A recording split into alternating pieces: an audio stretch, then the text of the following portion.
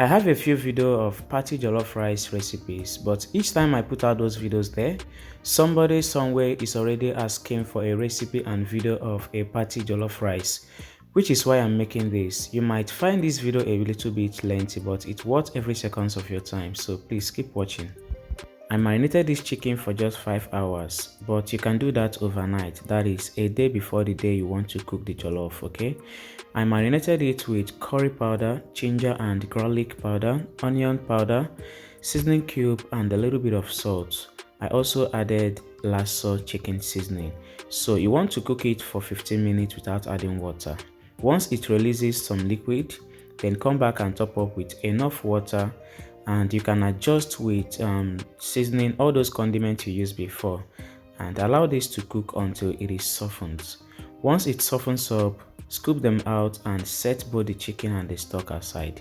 I'm going to grill the chicken off camera, but best thing to do is to fry it in the oil because it is another way of building flavors. Okay, so next I cut up some fresh tomatoes and some shombo pepper, scotch bonnet pepper, that is the hot one, onions, which I seasoned with curry powder, thyme, chicken seasoning, a little bit of salt and a little bit of lasso seasoning. So you want to add vegetable oil and cook down until it reduces like so. Don't throw away anything, just transfer it into your blender once it cools down a little bit and blend till it is smooth. You might be wondering why I seasoned those vegetables. I won't say anything, just try it. Then let me know your thoughts in the comment section. So next, heat up some vegetable oil. Go in with onions, thyme, and I added spicity. I don't know why that clip didn't show. Why I didn't go ahead to add curry powder and other things to it is because the tomato is already seasoned with those, so no need of adding that. You can just fry your onions and go in with your tomatoes. Once you add the tomato paste, you want to allow this to keep frying until all the tangy tastes are gone. Once it begins to separate from each other like you see on the screen, that is an indication that the tomato is already well fried. So next is to introduce that tomato which we cooked down earlier and blended into a smooth paste. Yes, add it at this point and stir everything well to combine. No need of adding more seasoning or whatever. Remember that this tomato we just added now was well seasoned before I cooked it down. So, and at this point there is no need of frying for too long.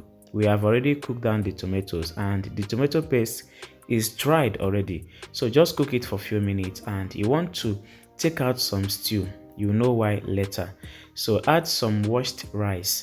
I don't parboil my rice, so just soak it in hot water for about 5 minutes and wash multiple times until the water becomes clear.